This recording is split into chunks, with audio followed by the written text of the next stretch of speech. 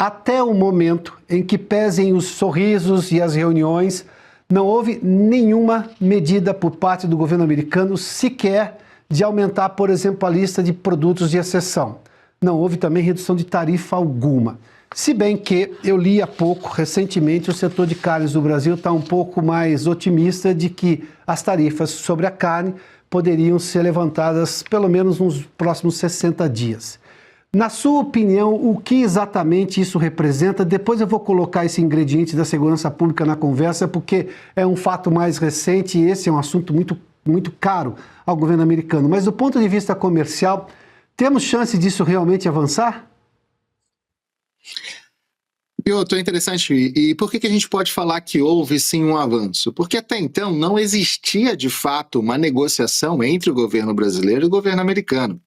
A gente precisa lembrar que lá em julho, quando foi anunciada a tarifa extra de 40% para produtos brasileiros, até aquele momento o governo brasileiro estava considerando que estaria no conforto dos 10% de tarifa global, que tinha sido anunciado anteriormente para todo mundo, onde o Brasil estava incluído, porque ele tem sim um déficit comercial com os Estados Unidos, ou seja, os Estados Unidos exportam mais para o Brasil do que o Brasil compra, ou melhor, do que o Brasil exporta para os Estados Unidos. E justamente por isso, o Brasil ficou numa posição muito confortável. E o governo achou que não era necessário abrir nenhuma frente de negociação, que foi um erro gigantesco lá atrás.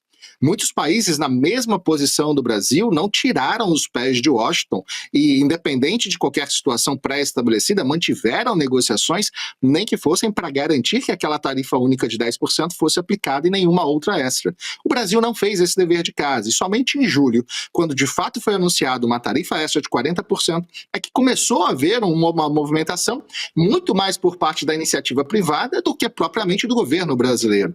E a tarifa entrou em vigor sem nenhuma conversa formal entre o governo brasileiro e o governo americano. Então, o fato de ter acontecido um encontro entre Lula e Trump na Malásia na semana passada é sim um avanço muito positivo, mas a gente precisa lembrar, um avanço possibilitado por uma abertura que o próprio presidente Trump deu lá na ONU, onde ele fez uma encenação de que havia tido um discurso, uma conversa ali com Lula, e posteriormente chamando de fato para a conversa, ou seja, não foi uma iniciativa direta do governo brasileiro. Então houve um avanço sim, que possibilita essa negociação. Mas olha que interessante, todos os países que estão em negociação com os Estados Unidos e que tiveram tarifas extras anunciadas, conseguiram uma suspensão dessa tarifa antes mesmo que ela entrasse em vigor. É o caso da China, por exemplo.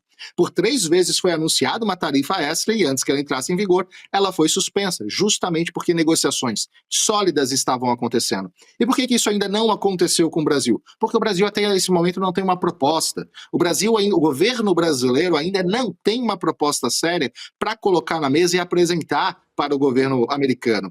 Toda essa concessão que foi aberta até esse momento é fruto direto da iniciativa privada, que está trabalhando com um lobby muito forte em Washington para possibilitar esse caminho de negociação, e por conta de uma mudança de um cenário político interno dentro dos Estados Unidos.